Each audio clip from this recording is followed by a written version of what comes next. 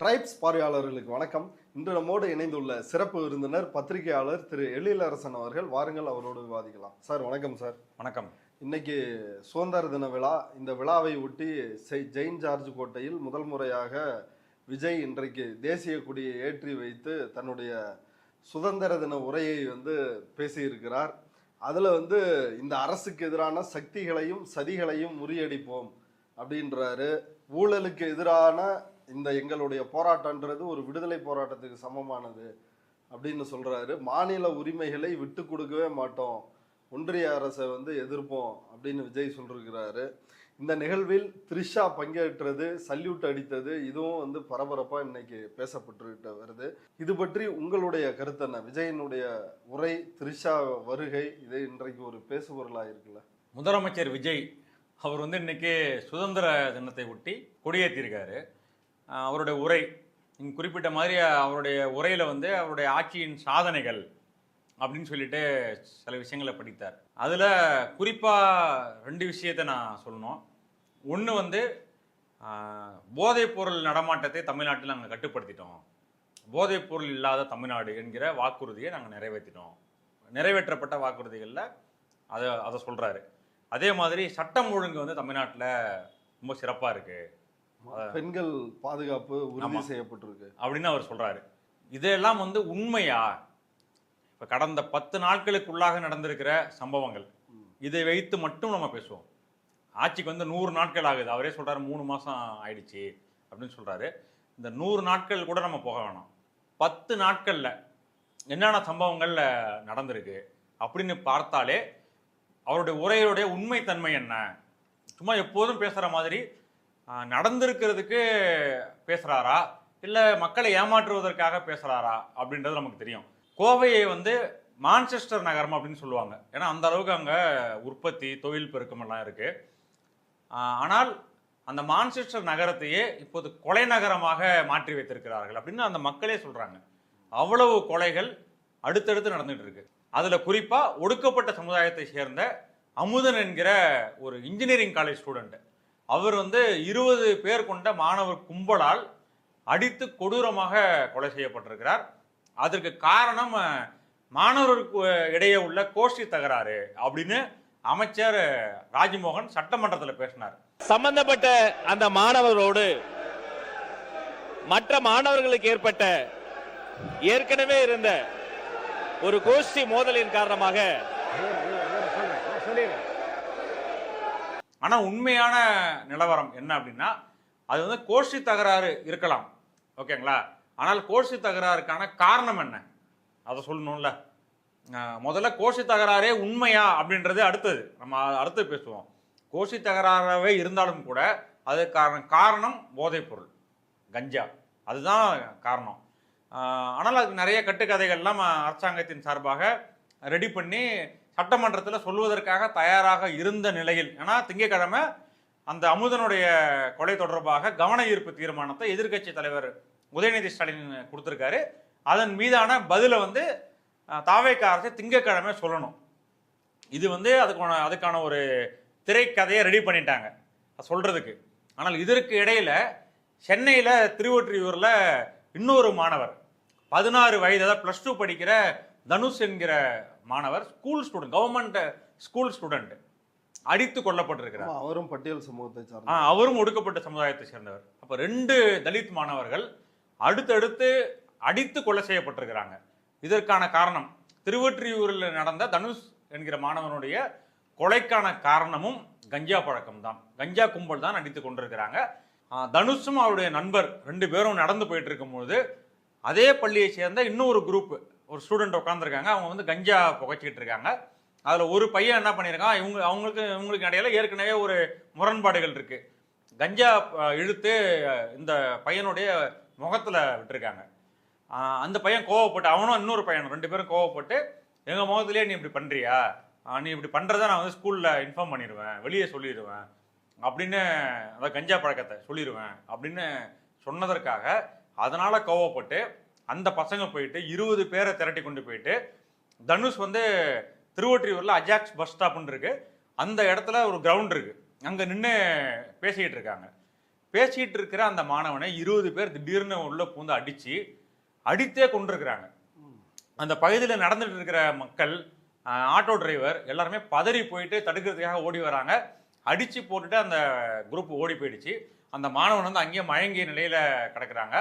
108க்கு phone பண்ணி அந்த தனுஷை 108ல் ஏற்றி ஹாஸ்பிட்டலுக்கு அனுப்புகிறாங்க. ஸ்டான்லி மருத்துவமனை வரும்போதே அந்த பையனுடைய உயிர் போயிடுச்சு அப்படின்னு சொல்கிறாங்க. நியாயம் வேணும் கொலைக்கு அப்படின்னு சொல்லிட்டு பாடியை கூட வாங்காமல் அவங்க பெற்றோர்கள் போராட்டம் பண்ணிட்டு இருக்காங்க. நேற்று இரவே திருவொற்றியூரில் போராட்டம்.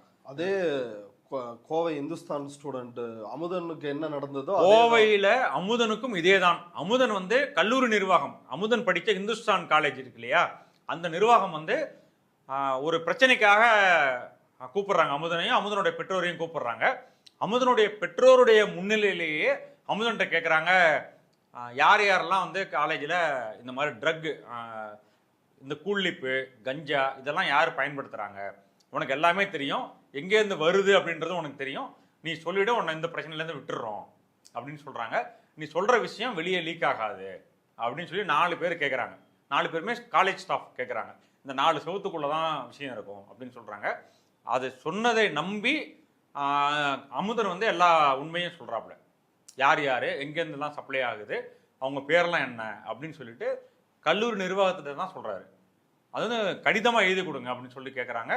ஆங்கிலத்திலேயே அந்த பையன் அமுதன் வந்து கடிதம் எழுதி கொடுத்துருக்காங்க அப்படின்னு அந்த அம்மா சொல்கிறாங்க. யார் யாரெல்லாம் பெயர் பட்டியல் எழுதி கொடுத்துருக்காங்க. இதுக்கிடையில் இன்னொரு விஷயத்தையும் சொல்லணும். காலேஜ் நிர்வாகம் தரப்பில் என்ன சொல்கிறாங்க அப்படின்னா, அமுதனுடைய காலேஜிலேருந்து அமுதனை நாங்கள் நீக்கிட்டோம், அதுக்கு காரணம் வந்து காலேஜ் ஹாஸ்டலில் சமைக்கிறாங்கல்ல, வட மாநில தொழிலாளர்கள் சமைக்கிறாங்க, அவர்களை வந்து அமுதனும் அவருடைய ஃப்ரெண்டும் சேர்ந்து அடிச்சிட்டாங்க, அதனால அவங்களாம் ஸ்ட்ரைக் பண்ண ஆரம்பிச்சிட்டாங்க, சமைக்க மாட்டோம் அப்படின்னு சொல்கிறாங்க, அதனால இவங்கள காலேஜ் அதாவது ஹாஸ்டலை விட்டு வெளியேற்ற வேண்டிய நிலைமை வந்துருச்சு அப்படின்னு சொல்லி காலேஜ் நிர்வாகம் சொல்கிறாங்க. ஆனால் அந்த சண்டை இருக்கு இல்லையா, எதுக்காக வட மாநில தொழிலாளர்களையும் இவங்க தாக்குனாங்க அப்படின்னு அதுக்கு பின்னாடி போய் பார்த்தா அதுக்கு பின்னாடியும் போதை தான் இருக்குது. ஓகேங்களா, இவங்க என்ன சொல்கிறாங்க அப்படின்னா, நைட்டு 11 மணிக்கு அமுதனும் அவருடைய ஃப்ரெண்டு 2 பேரும் ஹாஸ்டல்லேருந்து கீழே இறங்கி வராங்க. ஏதோ ஹெட்ஃபோன் கீழே விழுந்துருச்சு, அதை எடுக்கிறதுக்காக வராங்க அப்படின்ட்டு வராங்க. வர இடத்துல சமைக்கிற வடமாநில தொழிலாளர்கள் ஒரு இடத்துல காலேஜ் ஹாஸ்டலை ஒட்டி ஒரு இடத்துல தங்க வச்சிருக்காங்க. அந்த ரூமை கிராஸ் பண்ணி போய் தான் ஹெட்ஃபோன் எடுக்கிறதுக்கு போகிறாங்க. அப்படி போகும்பொழுது உள்ளார வந்து போதைப் பொருள்களை இவங்க பயன்படுத்திட்டு இருந்திருக்காங்க வடமாநில தொழிலாளர்கள். அதை பார்த்துட்டு அமுதனும் அவருடைய ஃப்ரெண்டு 2 பேரும் போயிட்டு அதை பார்த்துட்டு தான் போய் பேசுகிறாங்க. அங்கே தான் வாக்குவாதம் ஆகுது. அதில் தான் வந்து இந்த அமுதனுடைய நண்பர் அவன் தான் வந்து அந்த வடமாநில தொழிலாளர் ஒருத்தனை அடிச்சிடறான். அவன் கீழே விழுந்துடுறான். சக தொழிலாளர்கள் அவனை தூக்கிட்டு போனாங்க, ஒரே அடி தான் அடித்தாங்க அப்படின்னு அவங்க அம்மா சொல்கிறாங்க. அமுதனுடைய அம்மா எல்லாத்தையும் சொல்கிறாங்க. ஏன்னா இந்த விஷயம் தொடர்பாகத்தான் அமுதனுடைய பெற்றோரை காலேஜுக்கு வர வச்சு விளக்கம் கேட்டு வாங்கியிருக்காங்க. ஓகேங்களா, அப்போது அந்த சண்டை இவங்க என்ன சொல்கிறாங்கன்னா, நைட்டு 11 மணிக்கு வெளியே போனால் கேட்க வேண்டியது யார் கேட்கணும்? வார்டன் கேட்கலாம், இல்லை வேற யாராவது அந்த காலேஜ் நிர்வாக பொறுப்பில் இருக்கவங்க கேட்கலாம், ஏன் வெளியே போகிறீங்கன்ட்டு. அப்படிலாம் அந்த காலேஜில் கட்டுப்பாடெல்லாம் கிடையாதான். இவங்க சொல்கிற அளவுக்கு ஏன் 11 மணிக்கு வெளியே வந்தீங்கன்னு போய் கேட்குற அளவுக்குலாம் அந்த காலேஜில் கட்டுப்பாடு கிடையாது. ஆமாம், நீங்கள் நேரடியாகவே இப்போ அந்த சம்பவத்தை ஒட்டி 2 நாட்களாக நாங்கள் கோயம்புத்தூரில் இருந்து எல்லாத்தையும் கேட்டுட்டு என்ன நடந்துச்சு, அந்த பகுதியில் இருக்கக்கூடிய மக்கள், மாணவர்கள், முன்னாள் மாணவர்கள் எல்லாத்தையும் நம்ம பேசியிருக்கோம். ஆனால் அந்த வட மாநில தொழிலாளர்களுக்கும் இந்த பசங்களுக்கும் பேச்சுவார்த்தை நடக்க வேண்டிய அவசியமே கிடையாது. இவங்க வெளியே போகிறது அவங்களுக்கு சம்மந்தமே கிடையாது. எத்தனை மணிக்கு வேணால் போகிறாங்க, அதை கேட்க வேண்டிய அதிகாரமும் அவங்களுக்கு கிடையாது. ஓகே, கல்லூரி நிர்வாகம் ஒரு பச்சையான பொய்யை சொல்லியிருக்காங்க. அதை நான் சொல்ல வேண்டியது என்னன்னா, அந்த சம்பவத்துக்கு காரணமும் போதைப் பொருள் தான். வட மாநில தொழிலாளருக்கும் அமுதனுக்கும் சண்டை நடந்துச்சு இல்லையா, அந்த அமுதனுடைய ஃப்ரெண்டுக்கும், அதுக்கு காரணமும் போதைப் பொருள் தான். இதுக்கான விசாரணைக்கு வந்துட்டு போதைப் பொருள் கல்லூரி வளாகத்தில் புழங்குறதை பற்றி உனக்கு தெரியும், நீ பெயர் பட்டியலில் சொல்லு, யார் யாரெல்லாம் சம்மந்தப்பட்டிருக்காங்கன்னு கேட்டு வாங்கிட்டு அந்த தகவல் வெளியே கசிஞ்சிருக்கு. வெளியே போகாதுன்னு சொன்ன தகவல் வெளியே கசிஞ்சது காரணத்தினால அமுதனை வந்து யார் யாரெல்லாம் பெயரை சொன்னாங்களோ அந்த மாணவர்கள் ஒரு குரூப்பாக வந்து 20 பேர் கொண்ட கும்பல் வந்து இரும்பு ராடு, கத்தி, அருவா, அந்த தென்னை மட்டை இதெல்லாம் வச்சு அடிச்சிருக்கிறாங்க, அடித்து சாகடிச்சிருக்காங்க. சரி, இவங்க வந்து ராஜ்மோகன் அமைச்சர் என்ன சொல்கிறார் அப்படின்னா, கோஷ்டி மோதல்னு சொல்கிறாரு. மாணவர்களுக்கு இடையேயான தகராறுன்றாருல, அவங்க வந்து அதே ஏதோ சாதாரணமான விஷயம் மாதிரி, மாணவர்களுக்கு இடையே கோஷ்டி மோதல்லாம் சாதாரண விஷயம்தான் அப்படின்னு அதை எந்த அளவுக்கு நம்மளை அதை குறுக்கி பார்க்குறாங்க பாருங்க. கையில் என்ன கையால் அடிச்சுக்கிட்டாங்க, இரும்பு ராடு வச்சு அடிச்சிருக்காங்க, அரிவாள், கத்தி, இதெல்லாம் எங்கேருந்து வந்துச்சு மாணவர்கள்ட்ட? இன்ஜினியரிங் காலேஜ் படிக்கிற ஸ்டூடெண்ட்ஸ் இதெல்லாம் வச்சிருக்காங்கன்னா மாணவர்களுடைய கலாச்சாரம் எப்படி இருந்திருக்கு? அதெல்லாம் சாதாரணமாக சொல்றாரு. ஆனால் அவங்களுக்கு என்ன நோக்கம் அப்படின்னா, போதைப் பொருள் அப்படின்ற விஷயம் வெளியே வரக்கூடாது. அமுதன் வழக்கிலையும் சரி, விஜய் வந்து சட்டம் ஒழுங்கு சரியா இருக்குது, எல்லாம் பாதுகாப்பா இருக்காங்க அப்படின்றாரு. அதுதான் நான் கேட்குறேன். அவங்களுக்கு விஷயம் என்னன்னா, போதைப் பொருள்ன்ற அந்த செய்தி வெளியே வரக்கூடாது. சென்னை திருவொற்றியூரில் என்ன சொல்றாங்க அப்படின்னா, சீனியர் ஜூனியர் சண்டை. யார் வந்து ஒரு பையன் வந்து 12வது 11வது படிக்கிற பையன் வந்து ஃபெயில் ஆகிட்டு படிக்கிறானா, அவனை வந்து சீனியர்னு இவங்க ஒத்துக்க மாட்டாங்களாம். 12வது படிக்கிற மாணவர்கள் அவங்க 2 பேருக்கும் சண்டை அப்படின்னு சொல்றாங்க. அது சண்டையா இருக்கலாம், ஆனால் அந்த கொலைக்கான ட்ரிகர் இருக்குல்ல, அது எங்கேருந்து வந்துச்சு அப்படின்னா கஞ்சாவிலேருந்து வருது. கஞ்சா புகையை இழுத்து இவன் முகத்துல ஊதிருக்காங்க அப்படின்னு சொல்றாங்களே. அப்போ இதெல்லாம் வந்து அதை நான் போய் சொல்லிடுவேன்னு சொன்னனால தான் அந்த கொலை நடந்திருக்கு. அப்படின்னா இந்த கொலைக்கும் காரணம் கஞ்சா, ஆனால் அதையும் அவங்க வெளியே சொல்றது கிடையாது. அப்போ நாங்கள் போதைப் பொருளை தடுத்து நிறுத்தி விட்டோம் அப்படின்னு சொல்லிட்டு சென்னையில் எங்கே பார்த்தாலும் பஸ் ஸ்டாண்டு தாவேக்க அரசு விளம்பரம் வச்சிருக்காங்க, போதைப் பொருள் இல்லா தமிழகம் அப்படின்னு சொல்லிட்டு. உண்மையிலே தமிழ்நாடு அப்படி இருக்கா? கோயம்புத்தூர் சம்பவத்தை சொல்லிட்டேன். கோயம்புத்தூர் சம்பவத்தை கேட்டிங்கன்னா இன்னும் பதற வைக்கக்கூடிய செய்திகள்லாம் அங்கே இருக்கு. அந்த அளவிற்கு பெரிய ஒரு கஞ்சா மாஃபியாவே அங்கே இயங்கிக்கிட்டு இருக்கு. கோயம்புத்தூர்ல மலுமிச்சம்பட்டி இந்த கல்லூரி அமைந்திருக்கிற பகுதி, ஒத்தைக்கால் மண்டபம், அதுவரை ஒரு 2 கிலோமீட்டர் 3 கிலோமீட்டர் ஸ்ட்ரெச்சில் ஃபுல்லாகவே கஞ்சா புழக்கம் தான். மாணவர்களை குறிவைத்து செய்கிறாங்க. அதே போல் இங்கே சென்னையில் பள்ளிக்கூட மாணவர்கள், காலேஜ் ஸ்டூடெண்ட் கூட கிடையாது, இவங்கெல்லாம் 18 வயதுக்கு உள்ளே இருக்கிற ஸ்கூல் ஸ்டூடெண்ட்ஸ், அவங்க இந்த மாதிரி பண்ணியிருக்காங்க.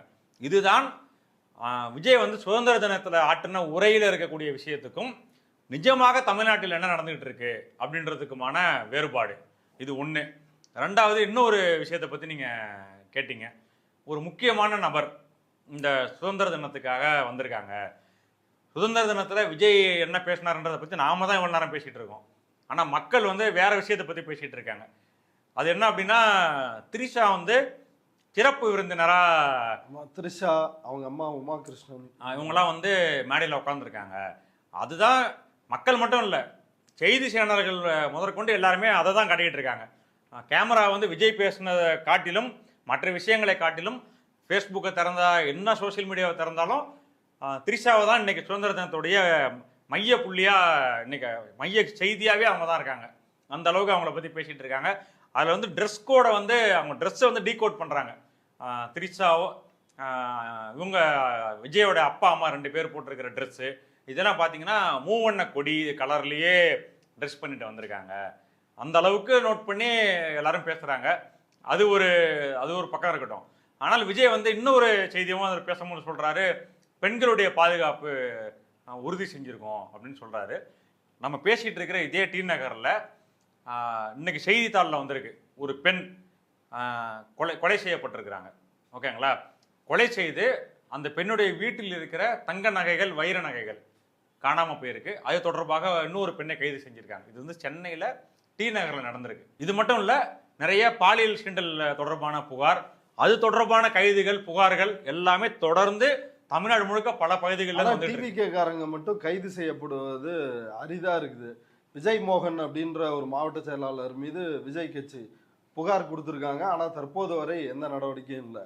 அதே போல் அன்னை சரவணன், அந்த விஜய் ரசிகையே வந்து வேலை வாங்கி தர்றோம், இதை வெளியில சொல்லாத அப்படின்னு எம்எல்ஏவே பேரம் பேசினாரு அப்படின்னு சொல்லி இப்போ இவர்கள் மீதெல்லாம் எந்த நடவடிக்கையுமே இல்லையா? இவங்க கட்சிக்காரங்க ஈடுபடுறாங்க. தாவேக்காரர்கள் நிறைய குற்ற சம்பவங்களில் ஈடுபடுறாங்க. அவங்கெல்லாம் வந்து இப்போ தமிழ்நாடு முழுக்க பல புகார்களில் சிக்கிக்கிட்டு இருக்காங்க. பணம் கேட்டு வாங்குறது, கட்ட பஞ்சாயத்து பண்றது, கல்குவாரியில் போய் இந்த மாதிரி பெண்கள் விஷயம் எல்லாத்துலேயுமே சிக்கிறாங்க. செய்திகளில் வராங்க. ஆனால் புகார்கள் கூட வருது, பேட்டி கூட கொடுக்குறாங்க பாதிக்கப்பட்டவங்க. ஆனால் நடவடிக்கை எடுக்கிறது கிடையாது. சரி, அவங்க கட்சிக்காரங்கன்றதுக்காக அவங்கள காப்பாற்றுறாங்க அப்படின்னு கூட நம்ம அதை வச்சுக்கலாம். ஆனால் திரிஷாவை பற்றி, திரிஷா பேரை கூட உதயநிதி ஸ்டாலின் சொல்லலை. அவர் பேசிட்டு இருக்கும் போது கூட்டத்தில் திரிஷான்னு கத்துறாங்க. அதை தொடர்ந்து இவர் பேசும்போது ரெண்டையும் கனெக்ட் பண்ணி திரிஷாவை தான் இவர் குறிப்பிட்டு பேசிட்டார் அப்படின்னு சொல்லிட்டு கைது செய்வதற்காக நூற்றுக்கணக்கான போலீஸை அவருடைய வீட்டில் குவிச்சு, நாங்கள் கைது பண்ணல, விசாரணைக்காக தான் தஞ்சாவூர் வரைக்கும் கூட்டு போகிறோம் அப்படின்னு சொல்லி தமிழ்நாட்டில் எவ்வளோ பிரச்சனைகள் இருக்கு. அவர் பேசியிருந்தது உங்களுக்கு தவறுன்னு தெரிந்தது, இரட்டை அர்த்தத்தில் பேசிட்டாரு அப்படின்னா நீங்கள் வழக்கு போடுங்க, நீதிமன்றத்தில் அவர் சந்திக்கட்டும், தண்டனை வாங்கட்டும், அது அடுத்தது. ஆனால் நீங்கள் என்ன பண்ணுறீங்கன்னா, நான் தமிழ்நாட்டில் வேற பிரச்சனையே கிடையாது, இதுதான் மையமான பிரச்சனைன்ற மாதிரி ஒரு இராணுவ படையை குவிக்கிற மாதிரி அவரோட வீட்டில் குவிச்சு இங்கேருந்து சென்னையில் கைது பண்ணி ஒரு நாள் முழுக்க பயணப்பட்டு தஞ்சாவூர் வரைக்கும் கொண்டு போகிறீங்க. அந்த அளவுக்கு அதை முக்கியத்துவம் கொடுத்து நீங்கள் செஞ்சீங்க. ஆனால் இப்போ தமிழ்நாடு பாரதிய ஜனதா கட்சியினுடைய தலைவர் நயினார் நாகேந்திரன் பேசியிருக்கிறாரு, பெரிய சர்ச்சையாகுது. என்ன பேசியிருக்காருன்னா, அது வந்து பழைய மேடை பேச்சுகள்லாம் வந்து பேசுவாங்க இல்லையா, காமெடி பண்ணுற மாதிரி பேசுவாங்க. இப்போ வந்து அதெல்லாம் வந்து மேடை பேச்செல்லாம் அது மாதிரி யாரும் அனுமதிக்கிறது கிடையாது, அது மாதிரி பேசுவதும் கிடையாது. ஏன்னா இதெல்லாம் மாறிடுச்சு, கலாச்சாரம், மக்களுடைய சிந்தனை போக்கு எல்லாமே வந்து வளர்ந்துருச்சு. ஆனால் இப்போவும் அவர் அதே மாதிரி பேசுகிறாரு நயினார் நாகேந்திரன். அப்பாவை காணுன்னு சொல்லிட்டு விஜய் வந்து சட்டமன்றத்தில் கேட்டார் இல்லையா, அப்பாவை காணும்னா நீங்கள் போய் அம்மாட்ட தான் கேட்கணும், அம்மா தான் சொல்லுவாங்க அப்படின்ற மாதிரி ஒரு கமெண்ட்டு நயினார் நாகேந்திரன் அடிச்சிருக்காரு. சட்டமன்றத்துக்கு போய் அப்பாவை எங்கே தேடுறாங்க, வீட்டில் போய் அம்மாட்ட கேட்டால் தானே அப்பா யாருன்னு சொல்லுவாங்க. ஆனால் சட்டமன்றத்தில் போய் அப்பாவை தேடினா யாரும் கிடையாது. இப்படிப்பட்டவர்களுடைய ஆட்சி தான் இன்னைக்கு நடந்து கொண்டிருக்கும். இது வந்து எவ்வளவு கொச்சையான, நேரடியாகவே விஜயோட பெற்றோரை கொச்சைப்படுத்துவதற்கான அளவுக்கான பேச்சு. ஏற்கனவே த்ரிஷா வீட்டுல இருந்து விஜய் வெளில வரணும் அப்படின்னும் பேசினவர் நயினார் நாகேந்திரன். உதயநிதி ஸ்டாலின் கைது செய்யப்பட்ட போது கூட அப்பவே கேட்டாங்க, நயினார் வந்து இதே மாதிரி நேரடியாக பேரை சொல்லி பேசினாரு, த்ரிஷா பேரை சொல்லி பேசினாரு, அவர் மீது நடவடிக்கை எடுக்கிறதுக்கு தாவேக அரசுக்கு தெம்பு இருக்கா அப்படின்னு கேட்டாங்க. இன்னைக்கு விஜயோடைய அம்மாவை நேரடியாகவே கொச்சைப்படுத்துற மாதிரி பேசியிருக்காரு, பெண்களுடைய மாண்பை கொச்சைப்படுத்துற மாதிரி பேசியிருக்காரு நயினார். தாவேக அரசுக்கு தெம்பு இருக்குமானால் பாரதிய ஜனதா அரசை, பாரதிய ஜனதாவை எதிர்ப்பதற்கு நீங்க சொல்றீங்கல்ல, நாங்க வந்து அவங்க கொள்கை எதிரி, அவங்களை நாங்க எதிர்ப்போம் அப்படின்லாம் சொல்றீங்கல்ல, அது நீங்க சொல்வதற்கு நீங்கள் உண்மையாக இருக்கீங்க அப்படின்னா நயினார் நாகேந்திரனை நீங்கள் கைது பண்ணணுமா இல்லையா? பேரே சொல்லாத ஒருத்தருக்கு நீங்க உதயநிதி ஸ்டாலின் அவ்வளவு வலுக்கட்டாயமா அரெஸ்ட் பண்றீங்கல்ல. இவர் வந்து பேசிட்டு அருண்ராஜ் அமைச்சர் இருக்காரா, அவர்கிட்ட போய் பத்திரிகையாளர்கள் கேட்குறாங்க, இது மாதிரி பேசியிருக்காரு நயினார் நாகேந்திரன் அப்படின்னு சொன்னதுக்கு இவர் வந்து அரசாங்கத்தினுடைய சாதனை என்ன சொல்றாரு, நாங்கள் 100 நாளில் என்னென்ன சாதனைகள்லாம் செஞ்சுருக்கோம் தெரியுமா, இதெல்லாம் சொல்லிட்டு இந்த மாதிரி விமர்சனங்களை எல்லாம் நாங்கள் வந்து இது பண்ணுறது கிடையாது. நயினார் நாகேந்திரன் அதாவது அவருக்கு வாழ்த்துக்கள். இயலாமையில் பார்த்தீங்கன்னா மக்களுடைய கவனத்தை எப்படியாச்சும் பெறணும் அப்படிங்கிறதுக்காக ஒரு இயலாமையில் சொல்கிறதா நான் பார்க்குறேன். அவருக்கு என்னுடைய வாழ்த்துக்கள்னு சொல்கிறாருங்க. இது பேசின நயினார் நாகேந்திரனுக்கு வாழ்த்துக்கள்ன்றாரு அருண்ராஜ், பேட்டியில் இருக்கு. அப்படின்னா உதயநிதி ஸ்டாலினுக்கு ஒரு அளவுகோல், அதாவது அரசியல் எதிரி, கொள்கை எதிரின்னு நீங்கள் சொல்கிற நயினார் நாகேந்திரனுக்கு நீங்கள் அதே அளவுகோலை பொறுத்துறீங்களா? கிடையாது, அவர் ஃப்ரீயாக விடுறீங்க. ஆனால் பேசும்போது என்ன சொல்கிறீங்க, இன்னைக்கு சுதந்திர தின உரையில் நாங்கள் வந்து நிர்வாக செங்கோட்டையும் கேட்டாங்க, அவரும் வந்து கண்டனம் அந்த மாதிரி சொல்ல, அதை நான் வேற ஒரு பத்திரிகையாளர் சந்திப்புல அதை பத்தி பேசுறேன்ட்டாரு. இதுவே திமுக தலைவர்கள், உதயநிதி ஸ்டாலின்னா உங்களுக்கு எவ்வளவு கோபம் வருது. ஆனா பாரதிய ஜனதா தலைவர் ஒருத்தர் பேசுறாரு அப்படின்னா உங்களுக்கு கோபம் வருதா? அது ஒரு பிரச்சனையாக ஆக்கக்கூடிய ஊடகங்கள் பிரச்சனையாக்குறாங்க. ஆனால் தாவேக அமைச்சர்கள் அதை தண்ணி ஊத்துறாங்க, இது பிரச்சனையே இல்லாத மாதிரி பேசுறாங்க. எல்லாத்துக்குமே ஒருத்தர் பேசுவார்ல, ஒரு அமைச்சர் நிர்மல்குமார், அவருக்கு ரியாக்ட் பண்ணியிருக்காரா? ஆவுன்னு ரியாக்ட் பண்ணிடுவார். ஏதாவது ஒன்றுனா அதுக்கு ஒரு தேரி, இவங்களோடு நெருங்குகிறார்கள், திமுக இவரோடு நெருங்குகிறார்கள், இதை கண்காணிக்கிறது தான் 24 மணி நேரமாக அவருக்கு வேலையே. ஆனால் இப்போ இவ்வளோ தூரத்துக்கு ஒரு கமெண்ட்டு நிறைய பேர் கண்டிச்சுக்கிட்டு இருக்காங்க. அதை பற்றி அண்ணாமலை கண்டிச்சிட்டாரு, இந்த மாதிரி பேசக்கூடாதுன்னு சொல்லிட்டு. நிர்மல்குமார் இன்னும் வாய மூடிட்டு இருக்காரு. அவர் கண்டிக்கணுமா இல்லையா? இதை தான் வந்து தாவேக அரசுக்கு பாஜகவை எதிர்ப்பதற்கு, பாஜக பெயரை சொல்வதற்கு, மோடி பெயரை, அமித்ஷா பெயரை சொல்வதற்கு கூட தைரியம் இல்லை அப்படின்னு நம்ம சொல்றோம் இல்லையா? அதுதான் இதுல வந்து இந்த விஷயத்துல தெரியுது. ஆனா மாநில உரிமைகள் அப்படின்னு வந்துட்டா அதை நாங்க விட்டே கொடுக்க மாட்டோம் அப்படின்னு சொல்றாரு. இன்னைக்கு தமிழ்நாட்டுல சென்னை உயர்நீதிமன்றத்தில் வந்தே மாதரம் வந்து பாடப்பட்டிருக்கிறது. மாநில உரிமைகள் அப்படின்னு வந்து இவர் சொல்றாரு இல்லையா, இது எல்லாமே ஏற்கனவே திமுக அரசு போராடி வைத்திருக்கு இல்லையா. எதெல்லாம் மாநில உரிமைகள், எதெல்லாம் வந்து ஸ்டேட் அட்டானமி, அதை காப்பாற்றுவதற்கான விஷயங்கள் என்னென்ன அப்படின்னா மொழி உரிமை, அது மாதிரி நிதி உரிமை, இந்த மாதிரி உரிமைகள் அவரே உரையில சொல்றாரு. 125 நாள் ஊரக வேலைவாய்ப்பு திட்டம், அதெல்லாம் என்ன உரிமை? அதெல்லாம் திமுக இந்த எதிர்த்தாங்களா இல்லையா? 100 நாள் வேலையை வந்து நீங்க டைலூட் பண்றீங்க, நிதி சுமையை மாநில அரசுகள் மீது நீங்க போடுறீங்க. ஆமா, அது பேரையும் மாத்துறாங்க. ஆமா, விபி ராம்ஜி அப்படின்னு அதை மாத்துறாங்க.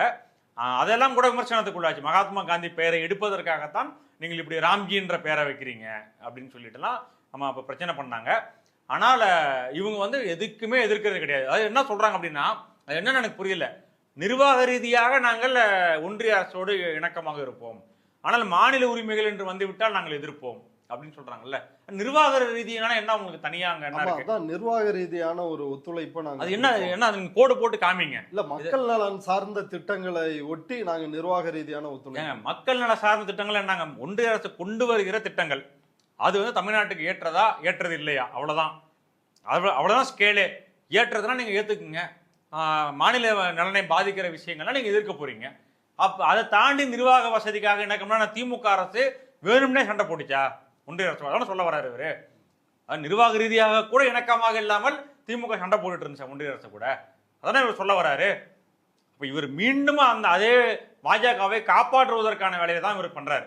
ஒன்றிய அரசுக்கும் திமுக அரசுக்கும் தேவையில்லாத முரண்பாடுகள் இருந்துச்சு, நான் அதெல்லாம் பண்ண மாட்டேன், நான் ஜெனியூனா நடந்துப்பேன் அப்படின்ட்டு தானே அவர் சொல்றாரு. ஆனா அது உண்மை கிடையாது. ஒன்றிய அரசுடைய வேலை என்ன? திட்டங்கள் திட்டுறாங்க.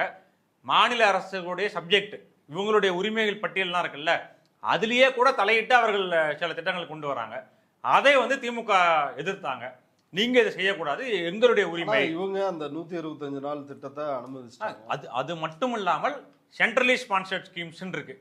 ஒன்றிய அரசுடைய அவர்கள் வகுத்து கொடுக்கிற திட்டங்கள், அவர்கள் அதுக்கு நிதி ஒதுக்குவாங்க, மீதி நிதியை நம்ம தமிழ்நாடே போட்டுக்கணும். அப்படி நமக்கு தேவையில்லாத திட்டங்கள் கூட அவங்க உருவாக்கி நம்ம மேல திணிக்கிறாங்க. நமக்கு நிறைய சுமைகள் அதிகமாகுது, நிதி சுமை. இதெல்லாம் தான் திமுக அரசு எதிர்த்தாங்க.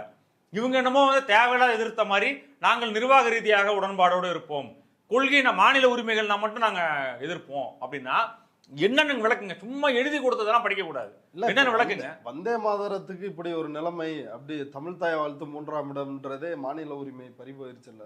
வந்தே மாதரம்ன்ற பாடல் தமிழ்நாட்டில் பப்ளிக் பிளேசஸ்ல இந்த அளவுக்கு ஒழிக்கிறது இருக்குல்ல, திமுக அரசுல நடந்துச்சா இது? பொது இடங்கள்ல, பொது நிகழ்ச்சிகள்ல இவங்க வந்து அதுக்கு குறைந்தபட்ச கண்டனத்தையாவது.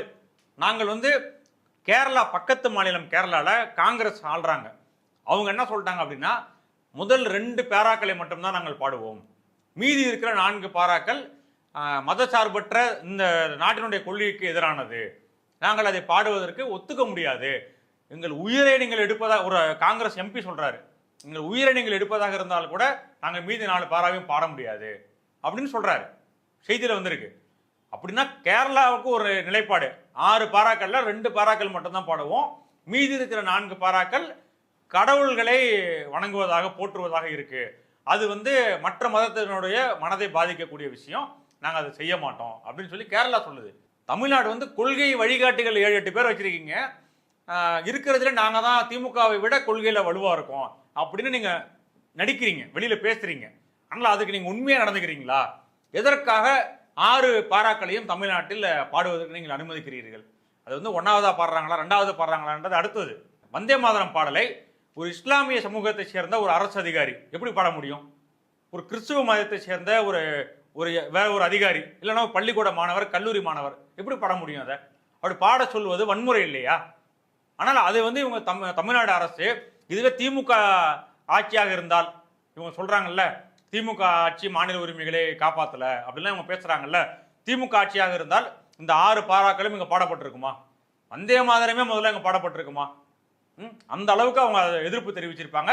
ஏன்னா வந்தே மாதரத்துக்கு ஒரு மரியாதை கொடுக்கணும், தேசிய கீதத்துக்கு நிகரான மரியாதையை கொடுக்க வேண்டும்னு ஒரு பில்லு, ஒரு மசோதாவை கொண்டு வந்து சமீபத்தில் நடந்த நாடாளுமன்றத்தில் நிறைவேற்றுறாங்க. அதை எதிர்த்து பேசினவங்க 2 பேர் தான், கனிமொழி, ராஜா, திமுக காரங்க. அவங்க சொல்றாங்க, வந்தே மாதரத்துடைய வரலாறே சொல்றாங்க பேட்டியில். இப்போ இதெல்லாம் தான் நீங்க வந்து பாரதிய ஜனதாவை கொள்கை ரீதியாக எதிர்க்கிறீர்கள் அப்படின்னா இதுதான் உங்களுக்கான அடையாளம்.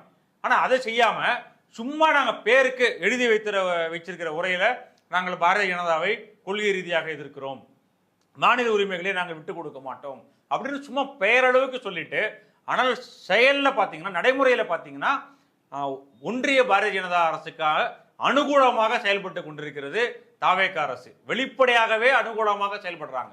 இப்போ அரசுக்கு எதிரான சதிகள் சக்திகள் அப்படின்னு சொல்றாருல்ல, இப்போ அரசுக்கு எதிரான சக்தி அப்படின்னா எதிர்க்கட்சிகள், குறிப்பா திமுக மற்ற கட்சிகள்லாம்.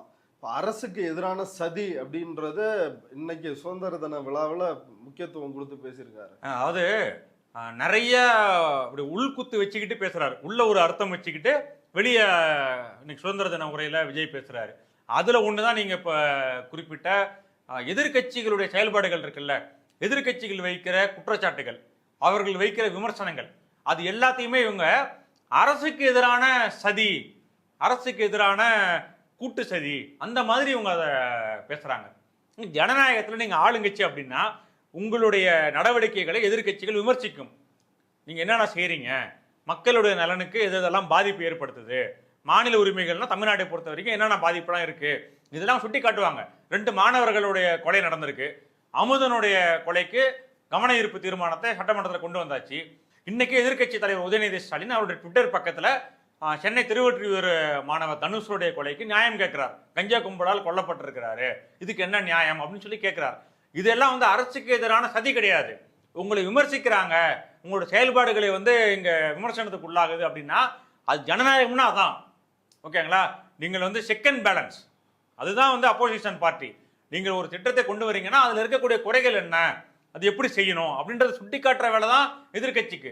அதையே நீங்க என்னமோ அரசுக்கு எதிரான சதி, ஏதோ வெளிநாட்டு சதி மாதிரி நீங்க அதை பேசுறீங்க. அது அப்படிதானே அவங்க பேசுறாங்க. சதின்ற வார்த்தைக்கு என்ன ஆன, கலைஞர் அரசு விமர்சனத்துக்கு உள்ளானது இல்லையா, ஜெயலலிதா அரசு விமர்சனத்துக்கு உள்ளானது இல்லையா? ஆனா இவர் அப்படி பேசுறாரு, அந்த மாதிரியான வார்த்தைகளை இவர் பயன்படுத்துறாரு. இதுல இன்னொரு விஷயம் இருக்கு, ஜெயலலிதாவே இவங்க ஏத்துக்கிறாங்க தாவேக அரசு. அது இன்னைக்கு கூட உரையில கடந்த அரசுகள் கொண்டு வந்த திட்டங்களை நாங்கள் அப்படியே தொடர்கிறோம், மக்கள் நலனுக்கான திட்டங்களை நாங்கள் தொடர்கிறோம் அப்படின்னு சொல்லி விஜய் பேசிட்டு அதுல குறிப்பிடுறாரு, ஜெயலலிதா மேடம் கொண்டு வந்த அம்மா உணவகம் அதை நாங்கள் இன்னும் அதை மெருகேற்றி அதை நாங்கள் தொடர்றோம் அப்படின்னு சொல்றாருல்ல. அடுத்தது காலை உணவு திட்டத்தை பத்தி சொல்றாரு.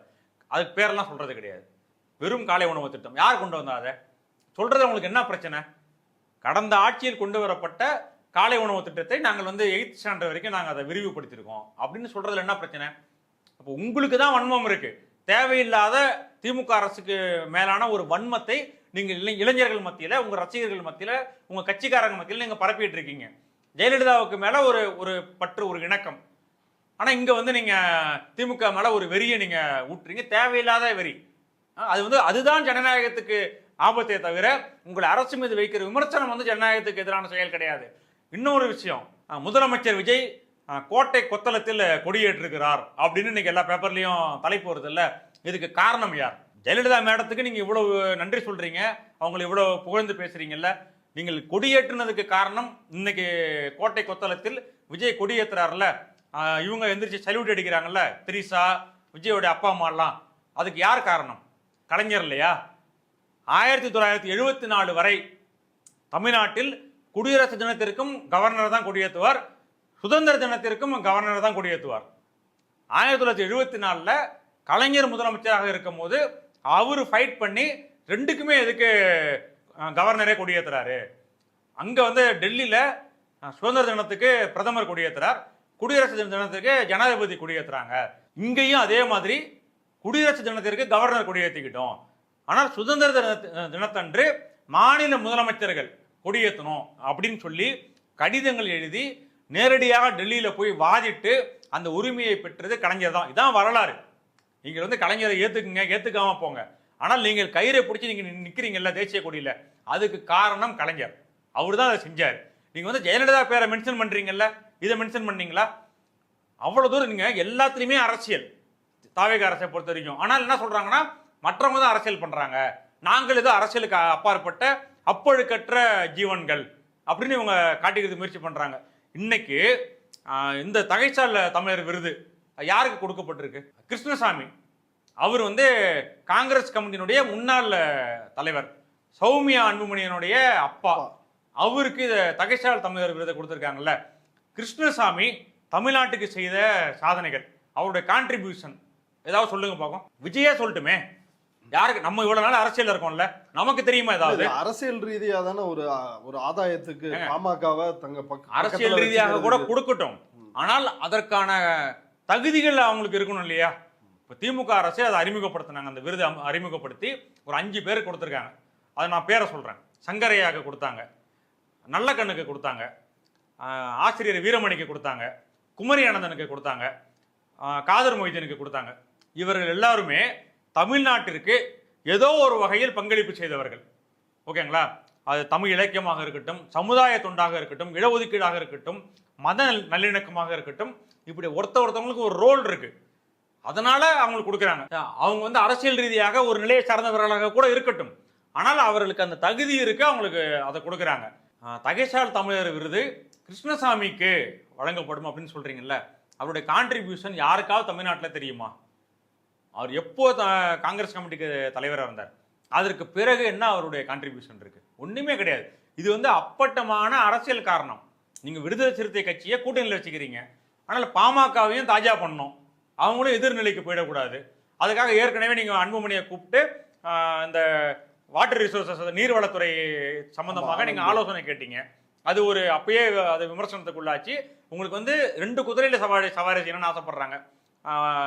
விடுதலை சிறுத்தையும் அனுகூலமா இருக்கணும், அதே சமயத்தில் பாமகவும் பகைச்சிடக்கூடாது, ரெண்டுமே டிராவல் பண்ணணும்ட்டு. இப்போ சௌமியா அன்புமணியோடைய அப்பாவுக்கு நீங்க விருது கொடுத்துருக்கீங்க. அன்புமணியோடைய மாமனாருக்கு கொடுத்துருக்கீங்க. இதுவும் அவங்கள தாஜா பண்றதுக்கு. இதெல்லாம் வந்து இது வந்து அப்பட்டமான அரசியல் செயல்பாடு இல்லையா? ஏற்கனவே இருக்கக்கூடிய எம்எல்ஏக்கள் ரிசைன் பண்ணிட்டு உங்க கட்சியில வந்து சேர்றாங்க, அது விமர்சனத்துக்குள்ளாகுது. இப்போ யார் வேணா போயிடுவாங்க வெளியே, என்ன வேணா நடக்கலாம், எதற்கும் நம்ம பாமகவை லேசா தாஜா பண்ணி வச்சுப்போம் அப்படின்ற அந்த காரணத்திற்காக நீங்கள் ஒரு அரசாங்கத்தினுடைய விருதை நீங்க இப்படி தவறா பயன்படுத்தலாமா? எல்லாருக்கும் நியாயமான எழுகிற சந்தேகம் தானே இது. அதனால நீங்க ஏதோ தூய்மையான அரசியல் பண்றீங்க, எந்த விதமான இதுவும் குற்றச்சாட்டும் உங்களை மேல வைக்க கூடாது, வச்சுட்டா அது சதி, எங்களை குறை சொல்றாங்க பாத்தீங்களா அப்படின்னு போய் இந்த விக்டிம் கார்டு எடுத்து பிளே பண்றது, இதெல்லாம் இல்லாம நீங்கள் செய்வது எல்லோருக்கும் அப்பட்டமாக என்ன செய்யறீங்கன்னு தெரியுது வெளிப்படையா.